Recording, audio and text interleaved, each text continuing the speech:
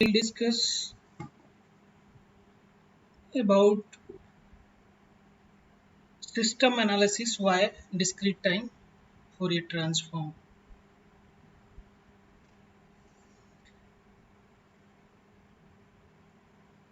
As we know that if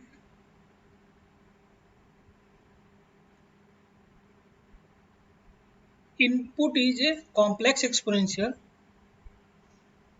to the discrete time LTI system, output will be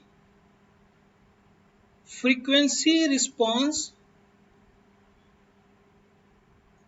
into the complex exponential.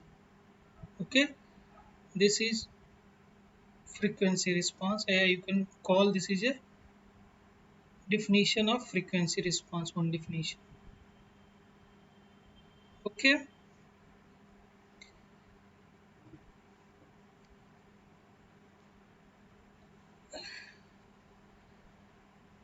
यदि input is aperiodic signal,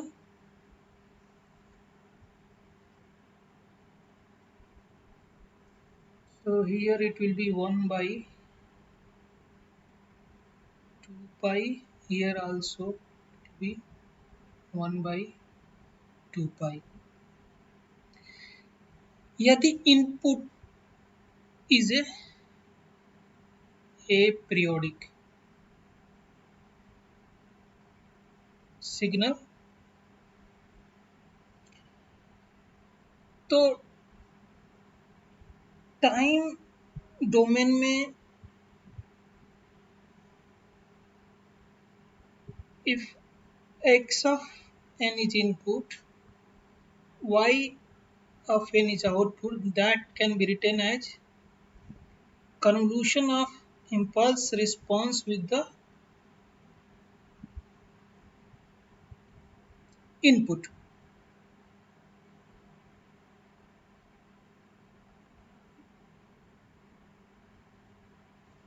अब इसी को frequency domain में देखेंगे.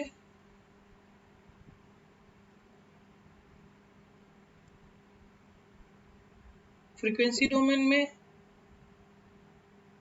Input का Fourier discrete time Fourier transform capital x of omega, output का Fourier transform capital y of omega, that will be the multiplication of frequency response with the discrete time Fourier transform of input. इसको prove कर सकते हैं. Okay, proof के लिए आपको I will give hint. y of n equal to x of convolution आता है तो convolution sum minus x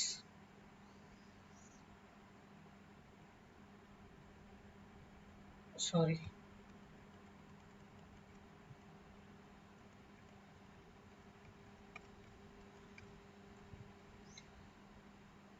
Fourier transform of output y of omega,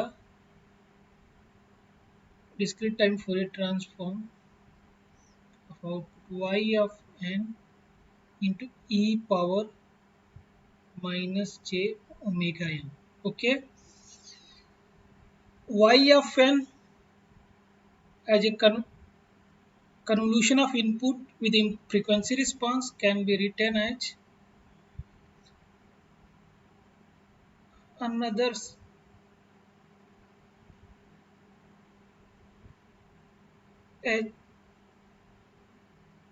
x of n minus k into h of k into e power minus j omega n.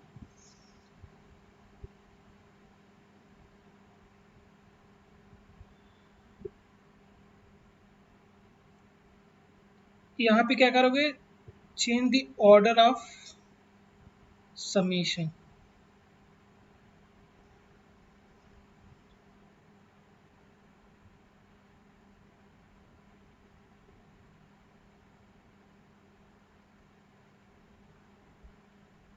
x n minus k e power minus j omega n. Now change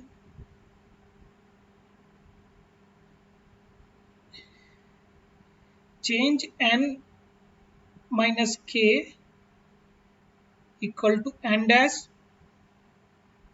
if n tending to infinitive, n dash will be also tending to infinitive and tending to minus infinitive. Okay, n dash also tending to minus infinitive. Okay और आपका y of omega h of k n dash from minus infinity to plus new summation variable x n dash okay minus j omega omega n की जगह n dash plus k और इस exponential को दो part में divide कर देंगे तो हमें मिलेगा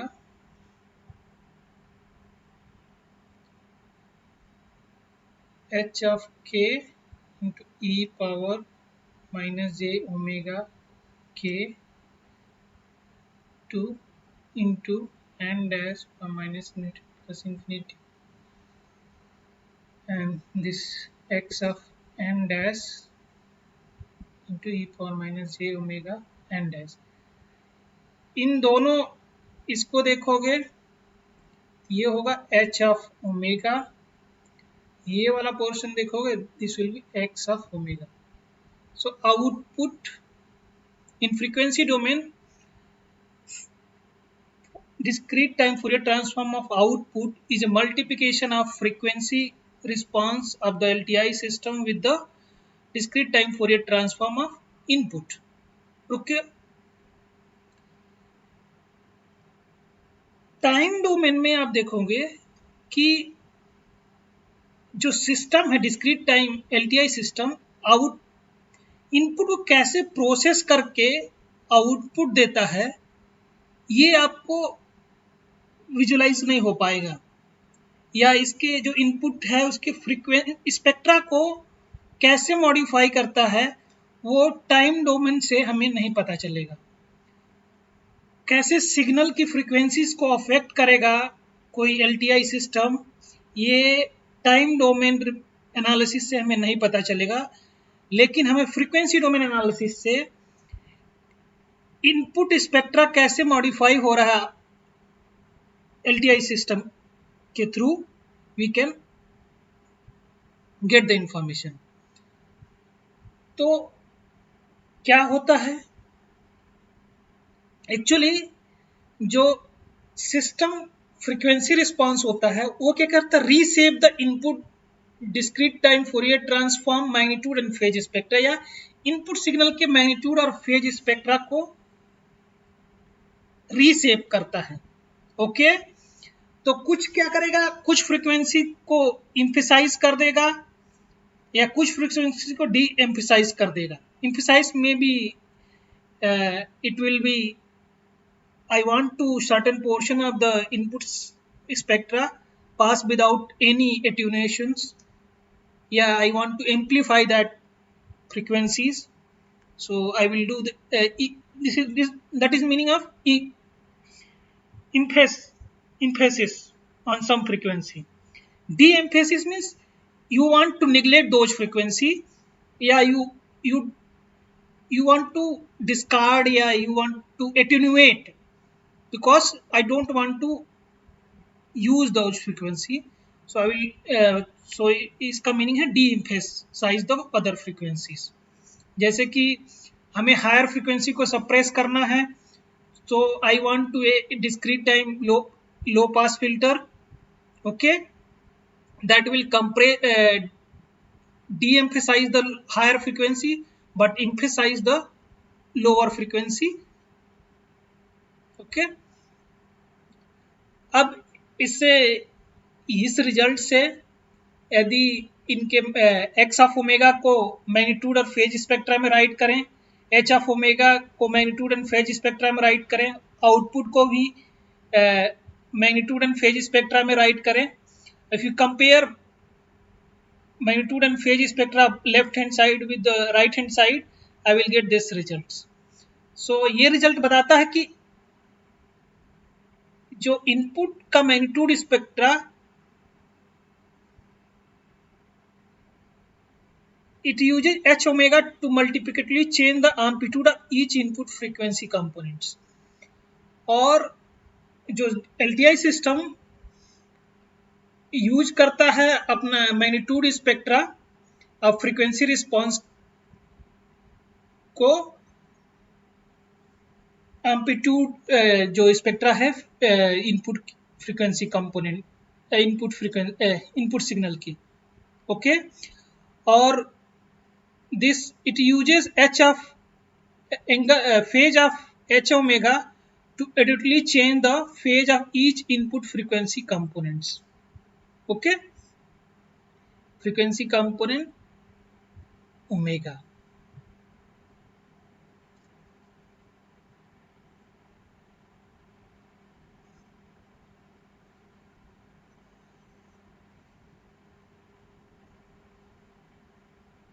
तो हम इससे पता चलता कि हम डिस्क्रीट टाइम फोरियर ट्रांसफॉर्म भी यूज कर सकते हैं सिस्टम एनालिसिस के लिए. ओके, और डिजिटल फिल्टर डिज़ाइन में हम इसको यूज करेंगे. डिस्क्रीट टाइम फोरियर ट्रांसफॉर्म को फिल्टर कैसे किसी इनपुट सिग्नल की फ्रीक्वेंसी मैग्नीट्यूड और फेज स्पेक्ट्रा को अफेक्ट करेगा. Filter is also LTI system. Digital filter is also discrete time LTI system. तो वो कैसे किसी फ्रीक्वेंसी को मैग्नीट्यूड इनपुट सिग्नल की मैग्नीट्यूड स्पेक्ट्रा और फेज स्पेक्ट्रा को अफेक्ट करेगा, we can understand in the frequency domain. Okay,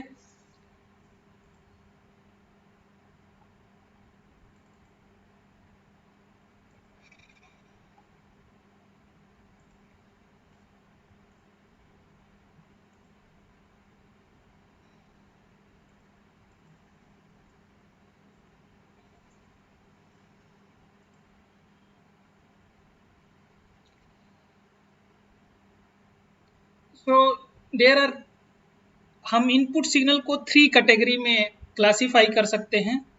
और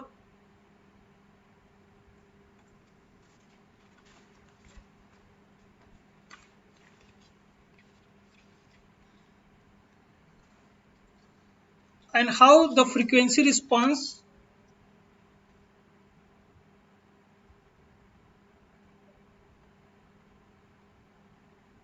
three way to use frequency response to obtain output for the discrete time LTI system. Input may be sinusoidal, a complex exponential.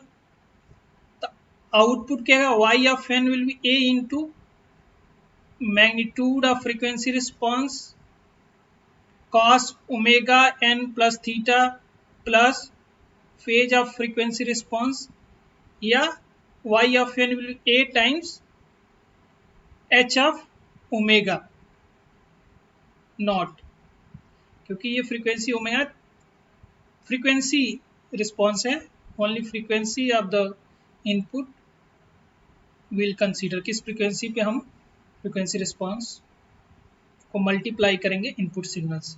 Okay, यदि input is a periodic signal is linear combination of complex exponential, तो output क्या होगा, इस complex exponential के corresponding ये output होगा. Okay, तो y of n will be ck into h of 2 pi k by n into e power j 2 pi k n divided by n. Okay, arbitrary input है, तो जो output होगा इसको frequency discrete time Fourier analysis के through y of omega will be h of omega into x of omega. If I want to y of n, I will take inverse d of t, inverse discrete time Fourier transform to get y of n. So ये तीन तरीके हैं तो frequency response से output को determine करने के लिए for discrete time LTI systems.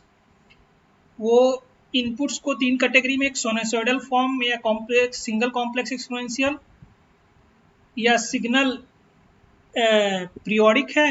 It can be written as a linear combination of complex exponential.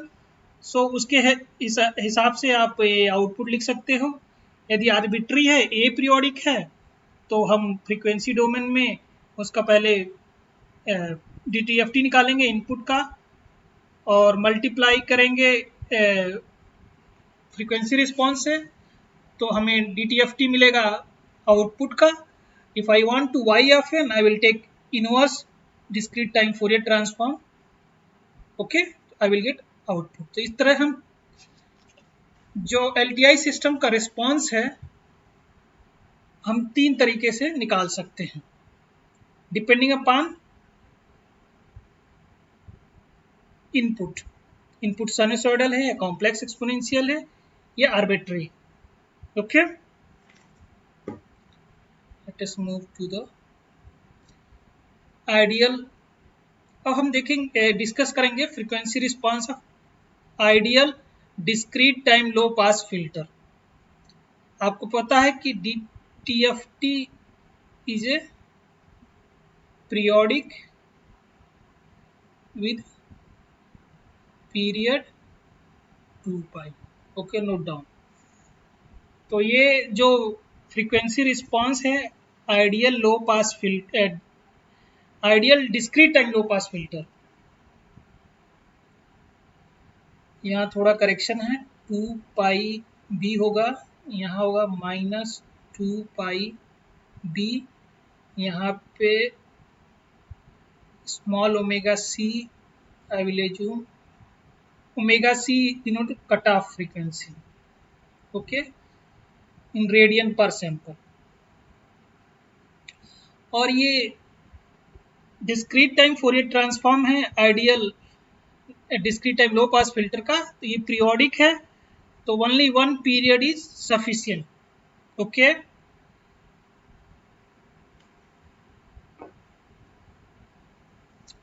ये डिफरेंस है आपका, जो कंटिन्यूअस टाइम फोरियर ट्रांसफॉर्म होता है ए पीरियोडिक होता है, उसका जो फ्रीक्वेंसी रिस्पॉन्स है continuous time ideal low pass filter का वो डिफरेंट है, उसमें ये वाले पोर्शन नहीं आते हैं, पीरियोडिसिटी नहीं होती है, ओके।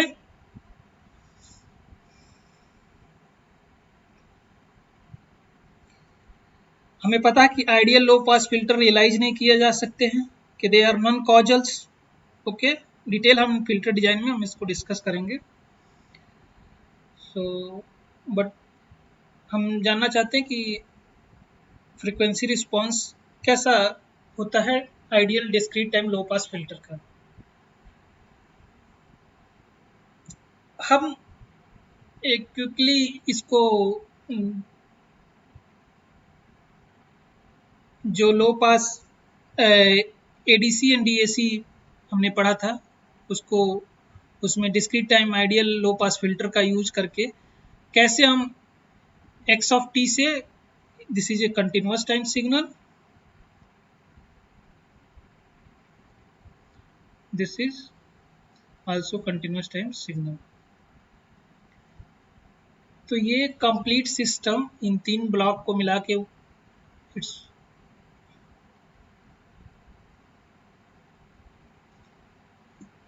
ये क्या है, continuous time system, okay. Inside हम डिस्क्रीट टाइम सिस्टम यूज करके प्रोसेसिंग कर रहे हैं, ओके। यदि इस x of t का ये है आपका फ्रीक्वेंसी रिस्पॉन्स या continuous time Fourier transform, continuous time Fourier transform, okay. y of n y of n यदि सैम्पलिंग रेट हम exactly twice of b use किए हैं, और आपको पता होगा x of n is xp of t, हमने जो बताया था, या xt is equal to n ts that can be obtained by xt with the pt is impulse train. Okay, यदि इसका स्पेक्ट्रा हम निकालेंगे तो ये हमें मिलेगा, क्योंकि हमें पता है कि जो xp ऑफ ओमेगा होगा is super position of shifted replicas of capital omega xp of omega of this. Okay, या कैपिटल एफ. ओके, अब क्या है कि हमें ये DTFT प्लॉट करना है, तो हमें रिलेशन पता होगा एनालॉग और a continuous time frequency and discrete time frequency.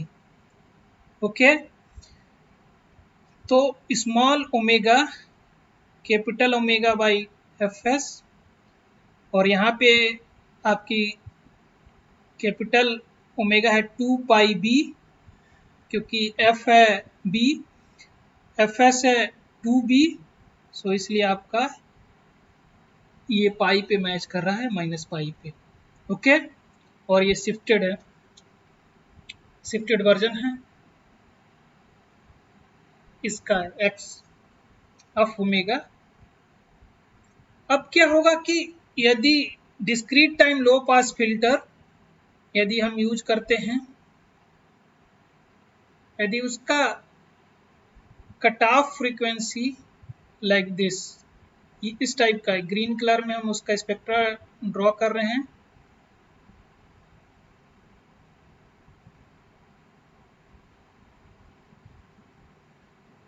Okay,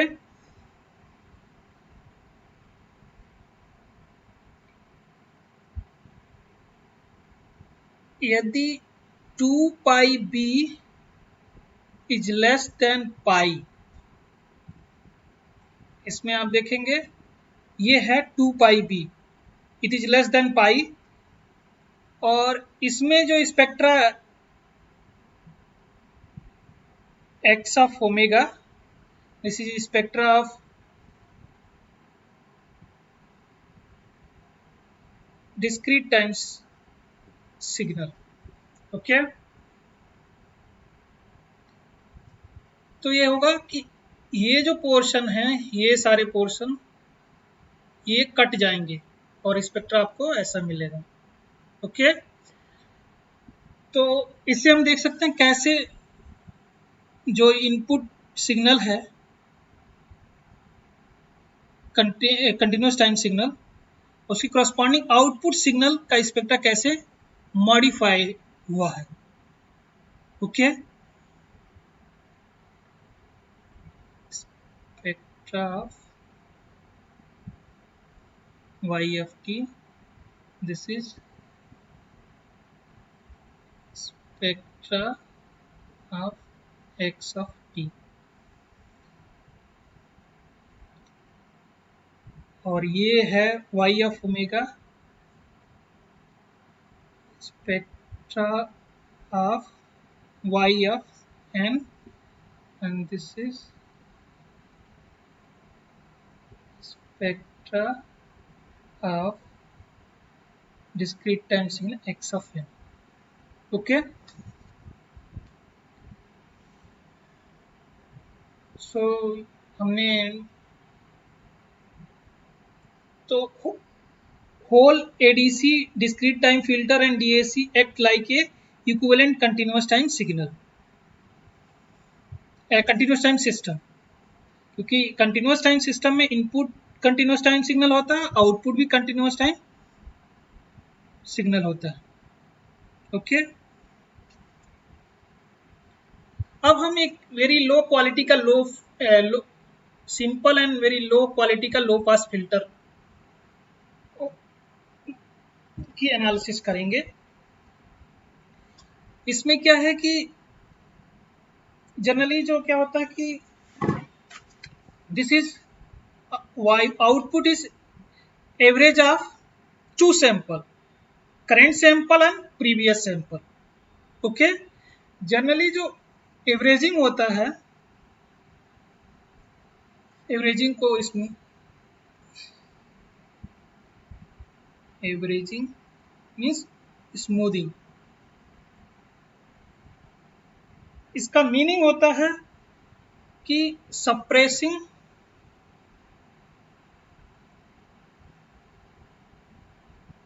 high frequencies.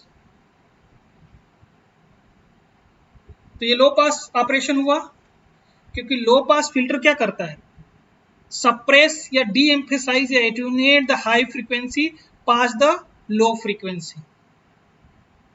Okay, तो इसका फ्रीक्वेंसी ये आपके डिफरेंस इक्वेशन के रिकम्पेयर करेंगे तो ये नॉन रिकर्सिव डिफरेंस इक्वेशन है, non recursive difference equation. Okay, तो इसका क्योंकि इसमें output is determined by the input and its previous sample of input. इसमें करंट प्रीवियस आउटपुट नहीं यूज हो रहा है, तो ये इसलिए ये नॉन रिकर्सिव डिफरेंस इक्वेशन है। तो इसका हम यदि कई तरीके से इसका फ्रीक्वेंसी रिस्पांस निकाल सकते हैं। एक तो आपको assume x of n equal to e power j omega and y of n will be h of omega into e power j omega, या इसका एक है कि DTFT ले लो डिफरेंस इक्वेशन का both side and then find h of omega, this is ratio of y of omega by x of omega. Okay, using the shifting property I can, और simplification के बाद ये आपको मिल जाएगा frequency response of this very low quality low pass filter. Okay, अब इस frequency response का हमें मैग्नीट्यूड और फेज रिस्पांस निकालना है और उसको एनालाइज करना है। इन्होंने बताया है एक अलग तरीका, मैं एक other alternative method I will discuss. इन्होंने क्या किया है कि e power minus J omega cos omega minus जे साइन ओमेगा निकाल लिया। ये कॉम्प्लेक्स क्वांटिटी है, इसका हम मैग्नीट्यूड रिस्पांस निकालना होता है, चाहते हैं तो एब्सोल्यूट वैल्यू ले लेंगे कॉम्प्लेक्स क्वांटिटी का। So if x is equal to a plus jb, absolute value will be a square plus b square। इसका यूज करके और सिंपल ट्रिग्नोमेट्री यूज करके इन्होंने मैग्नीट्यूड रिस्पांस ये निकाल लिया। ओके, हम दूसरा तरीका है x of omega, you have written half 1 plus e power minus j omega. Okay, हम क्या करेंगे, ये जो टर्म होता है e power minus J omega, इसका हाफ पार्ट हम बाहर ले लेंगे इससे। तो क्या इसको लिख सकते e power minus J omega by two, यहाँ पे 1 की जगह plus J omega by two plus e power minus J omega by two. Okay, इसको आप लिख सकते हैं 2 cos omega by 2. Okay, so h of omega can be written as cos omega by 2 into e power minus j omega by 2. Okay, और इससे easily आप h of magnitude response will be absolute value of cos omega by 2 और phase response will be minus omega by 2. Easily हम निकाल सकते हैं, दोनों एक साथ निकाल लिया हमने। अब इसको हम प्लॉट करते हैं। तो magnitude response h of absolute value of h of omega will be absolute value of cos omega by 2. Okay, cos omega का आपको पता है प्लॉट, और यहाँ you have to plot cos omega by 2. तो जब कुछ पार्टिकुलर वैल्यू ओमेगा 0 पे, at omega equal to 0, this magnitude response will be 1. At omega equal to pi by 2,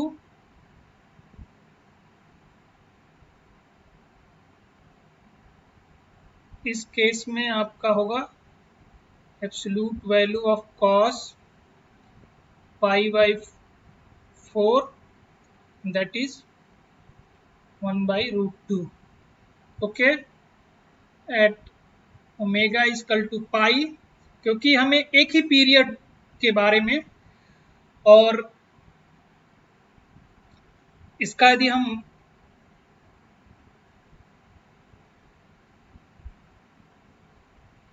ये real discrete time LTI system है, तो इसका इम्पल्स रिस्पांस रियल होगा। तो इम्पल्स रिस्पांस रियल होता है तो मैग्नीट्यूड स्पेक्ट्रा, यदि सिग्नल रियल है तो उसका मैग्नीट्यूड स्पेक्ट्रा इवन फंक्शन होता है, फेज स्पेक्ट्रा ऑड फंक्शन होता है। ओके, तो इवन फंक्शन के केस में हमें 0 से लेके हाफ ऑफ पीरियड की बस पता होना चाहिए, दूसरा उसका इवन फंक्शन है। तो इसीलिए हम 0 पे कैलकुलेट करें पाई बाई 2 पे, माइनस पाई बाई 2 पे what is the value at pi by 2 will the same value, यहाँ आप देख सकते हैं। Okay,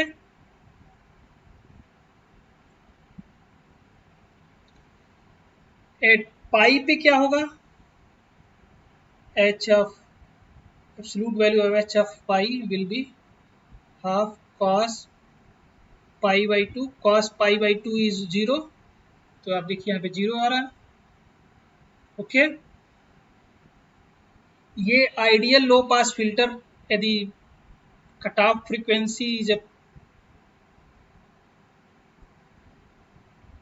ideal low pass filter का जैसा है ये, लेकिन इसकी पुअर क्वालिटी का है, क्योंकि ये हाई फ्रीक्वेंसी जो है जनरली माइनस पाई बाई 2 से plus pi by 2 low frequency यदि कंसीडर होगी, और पाई बाई 2 से पाई, जो पाई की नियर होती है वो हाई फ्रीक्वेंसी बोलते हैं, क्योंकि हाईएस्ट फ्रीक्वेंसी डिजिटल डोमेन में क्या है, पाई है। Highest frequency, if you remember the range, so this is highest frequency.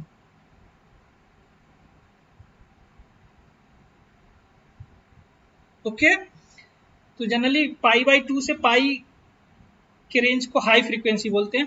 देखिए, हाई फ्रीक्वेंसी को एटेन्यूएट कर रहा है लेकिन एलिमिनेट नहीं कर रहा है, जबकि आइडियल लो पास फिल्टर जो होता उसकी यदि कट ऑफ फ्रीक्वेंसी ये होती, फॉर एग्जांपल ये कट ऑफ फ्रीक्वेंसी होती, सॉरी ये हम मैंने बोला था कि पाई तक कट ऑफ फ्रीक्वेंसी नहीं, कोई भी एक लेस देन पाई हो, तो क्या होगा कि इसमें आप देखेंगे कि ये लो फ्रीक्वेंसी को बहुत कम एटेन्यूएट कर रहा है। ओके, क्योंकि अप्रॉक्सीमेटली ये 1 के बराबर है। तो मैग्नीट्यूड रिस्पांस जो होता है इनपुट का मल्टीप्लाई बाई इस फ्रीक्वेंसी रेंज में जो भी होगा मल्टीप्लाई बाई 1, यहाँ पे अलग फैक्टर से मल्टीप्लाई होगा तो वो सब एट्यूनेट होगा, यहाँ पे भी अलग फैक्टर से एट्यूनेट होगा, जबकि यहाँ पे बहुत अप्रॉक्सीमेटली 1। तो ये लो फ्रीक्वेंसी को पास करेगा, हाई फ्रीक्वेंसी को एट्यूनेट करेगा। तो ये लो पास फिल्टर है। सो दिस, आप इस स्पेक्ट्रा से यही देख सकते, this does attenuate high frequency but doesn't really stop थे, रियली स्टॉप नहीं करता है। आइडियल में क्या होता है कि ये आप देख रहे हैं कि इसका स्पेक्ट्रा इस रेंज में 0 है, लेकिन प्रैक्टिकली ये डिजाइन नहीं कर सकते। प्रैक्टिकली देखेंगे कि वो एट्यूनेट करेगा लेकिन 0 नहीं, स्टॉप नहीं कर देगा हाई फ्रीक्वेंसीज को। ओके, और कैसे इसका इम्प्रूव करेंगे विल सी लेटर, जब फिल्टर डिजाइन पढ़ेंगे। और ऐसे अभी के लिए कैसे इसको इंक्रीज करेंगे, हमने पहले 2 एवरेजिंग ऑफ 2 टर्म्स लिया है। यदि हायर टर्म्स को भी इंक्लूड कर लें तो हमारा फिल्टर का इम्पल्स रिस्पांस इंप्रूव होगा। इसमें दिखाया गया है plot of frequencies for various n. Okay, तो ये generalise linear constant coefficient difference equation है for averaging filter. Averaging filter also known as low pass filter. Okay, उसका फ्रीक्वेंसी रिस्पांस ये होगा। यदि इसको प्लॉट करेंगे with respect to n equal to 2, तो ये आया था। इन्होंने प्लॉट किया है इस एक्सिस पे ओमेगा बाई पाई के रिस्पेक्ट में, इसलिए -1 से 1 रेंज है। ओके, जो एक्स एक्सिस का वेरिएबल है ओमेगा बाई पाई है। Okay, that's why it is from -1 से 1, एक ही पीरियड हम प्लॉट करेंगे। तो ये आपका डिस्क्रीट टाइम फ्रीक्वेंसी है। हम जैसे ही हम n बढ़ा 20 करेंगे तो आप देखेंगे कि ये लो फ्रीक्वेंसी बहुत ज़्यादा, मतलब यदि ये कट ऑफ फ्रीक्वेंसी का रेंज, ये कट ऑफ फ्रीक्वेंसी है, तो आप देखेंगे इस साइड की जो फ्रीक्वेंसीज हैं ओमेगा सी बाई पाई, आपका ये इस कलर का है। देखिए साइड लोब्स में बहुत छोटे छोटे हैं कंपेरिजन टू ये मेन लोब। इसको मेन लोब बोलते हैं, इसको मेन लोब बोलते हैं। ओके, तो इसमें मेन लोब, इसमें कोई साइड लोब हाई यानी इक्वल टू 2 पे कोई साइड लोब था ही नहीं, तो वो पुअर, मतलब ज़्यादा हाई फ्रीक्वेंसी को ज़्यादा एटेन्यूएट नहीं कर रहा है, जबकि ये बहुत ज़्यादा एटेन्यूएट कर रहे हैं जैसे n बढ़ रहा है। ओके, n इक्वल टू 3 पे आप देखिए साइड लोब बड़ा है, लेकिन ये साइड लोब बड़ा है। ओके, n इक्वल टू 5 पे रेड कलर का है, इस रेंज में ज़्यादा कम एटेन्यूएट हो रहा है, इस रेंज में ज़्यादा एटेन्यूएट हो रहा है। ओके, इस तरीके से n बढ़ाने से हमें लो पास फिल्टर की क्वालिटी को इम्प्रूव कर सकते हैं। इम्प्रूवमेंट का मतलब है कि हम हाई फ्रीक्वेंसी को ज़्यादा डी एम्फसाइज कर रहे हैं। Okay, increasing the length causes pass band to get narrower. ये पास बैंड, मेन लोब को पास बैंड बोलते हैं लो पास फिल्टर का, but quality of filter doesn't get better, so we generally need other type of filters। इस type का filter नहीं लो pass filter use करते हैं एवरेजिंग, ये वेरी लो क्वालिटी। ओके, हम जो फिल्टर डिजाइन पढ़ेंगे तो डिटेल में डिस्कस करेंगे। ओके, मेटलैब में कैसे डिस्क्रीट टाइम फ्रीक्वेंसी रिस्पांस किसी सिस्टम का प्लॉट कर सकते हैं, उसको एनालाइज कर सकते हैं। एक मेटलैब में फंक्शन होता है फ्रिक-जेड। ओके, उसमें क्या होता है कि उसके जो फ्रिक-जेड के इनपुट होते ए, बी एंड डब्ल्यू। डब्ल्यू तो आपकी फ्रीक्वेंसी होती है,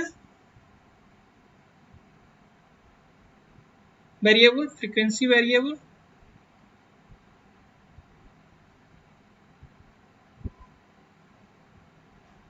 ए और बी जो वेक्टर हैं ये consist of coefficients of, B जो वेक्टर है consist of B naught B1 up to Bm of the frequency response, numerator polynomial के coefficients. A consists of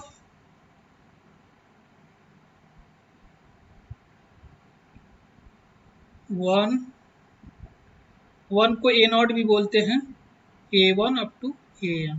okay, ये यदि देंगे तो हम उस और लिन स्पेस एक फंक्शन होता है वो माइनस पाई से पाई, क्योंकि आपको पता है कि h of omega is a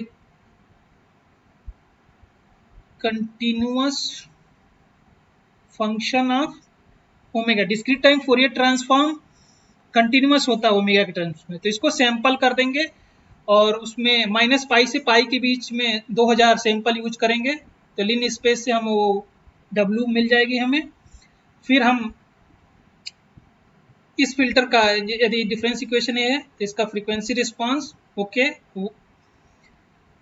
दो तरीके से निकाल सकते हैं. ये डिस्क्रीट टाइम फूरियर ट्रांसफॉर्म ले लो using this shifting property and find the ratio of y of omega divided by x of omega. I will get this. Okay, तो इसमें क्या होगा, b नॉट 1 है, b1 0 है. ओके, क्योंकि e power minus j omega exist नहीं कर रहा है, e power minus j 2 omega exist कर रहा है. That coefficient corresponding to the here b to e power minus j 2 omega. Okay, तो इसको जीरो कर दिया. सिमिलरली वेक्टर ये क्रिएट करेंगे 1 माइनस 1.1314, दूसरा कोफिशिएंट A2 0.64 और फ्रिक जेड में BAW हम इनपुट देंगे और एब्सोल्यूट मैग्नीट्यूड प्लॉट करना है तो I will use function ABS of H. Okay, if I want to plot phase तो I will use angle of H और इसको omega by pi, otherwise omega divided by pi तो वो range होगी -1 से ये, otherwise it will be goes from minus 3.14 से plus 3.14 if you plotted versus omega. ठीक है, तो ये आप MATLAB में आप ट्राई कर सकते हैं. किसी भी डिस्क्रीट टाइम LTI सिस्टम का डिफरेंस इक्वेशन है तो उससे फ्रीक्वेंसी रिस्पांस निकाल सकते हैं और उसका प्लॉट कैसा आएगा आप MATLAB में इजीली प्लॉट कर सकते हैं. ओके, एक non recursive filter, generalise non recursive filter है, उसका फ्रीक्वेंसी रिस्पांस डिफरेंस इक्वेशन ये होगा, फ्रीक्वेंसी रिस्पांस ये होगा. ओके, न्यूमरेटर डिनोमिनेटर में 1 है, दिस इज सिंप्लीफाइड. फीडबैक नहीं, नो फीडबैक, क्योंकि ये नॉन रिकर्सिव फिल्टर स्ट्रक्चर है. रिकर्सिव में फीडबैक स्ट्रक्चर होता है. Similarly we can do this and we can plot magnitude and phase response.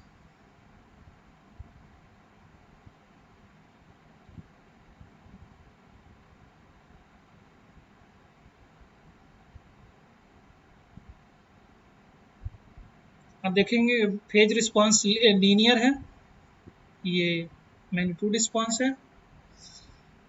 एक कॉन्सेप्ट और मैं बताना चाहता हूँ, 3 dB बैंडविड्थ.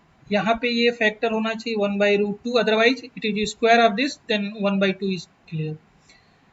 3 dB फ्रीक्वेंसी क्या होती है, द फ्रीक्वेंसी एट विच जो नॉर्मलाइज 1 से जो फ्रीक्वेंसी है, you have to find this value of, जहाँ you have to find, ये है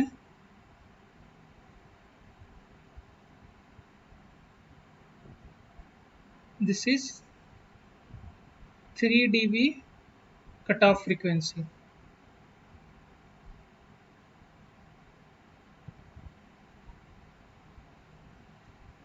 three dB cut off frequency क्या होती है, जहाँ पे आपका ओमेगा 3 dB,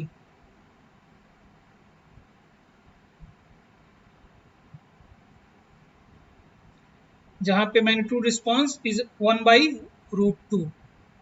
ओके, नॉर्मलाइज नहीं है, 1 नहीं है, तो आप नॉर्मलाइज करने के लिए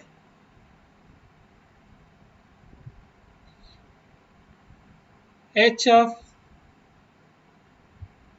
ओमेगा को डिवाइड करेंगे max of h omega. Okay, 3 dB frequency आपको कैलकुलेट करने को वो बोला जाता है लो पास फिल्टर्स में। तो उस वो फ्रीक्वेंसी है जिस पे आपका, यदि डीबी में कैलकुलेट करेंगे तो ये 0 dB होगा, 1 को करस्पॉन्डिंग लॉग में लेंगे, log 1/10 0 dB, इसको लेंगे तो ये दिखाएगा -3 dB यदि लॉग स्केल पे करेंगे। तो जैसे ही 0 dB से -3 dB डीके होता है मैग्नीट्यूड रिस्पॉन्स में, वो फ्रीक्वेंसी हम फाइंड आउट करते हैं, उसको बोलते हैं 3 dB कट ऑफ फ्रीक्वेंसी। और यदि लीनियर स्केल में बोलेंगे कि मैग्नीट्यूड रिस्पॉन्स उस फ्रीक्वेंसी पे 3 dB फ्रीक्वेंसी 1/√2 हो जाता है। अब the high normalise frequency response का जो हाईएस्ट होता है। ओके, इस तरह 3 dB फ्रीक्वेंसी भी कैलकुलेट कर लेंगे। ओके, क्लास लेक्चर समाप्त हो चुका है। Thank you.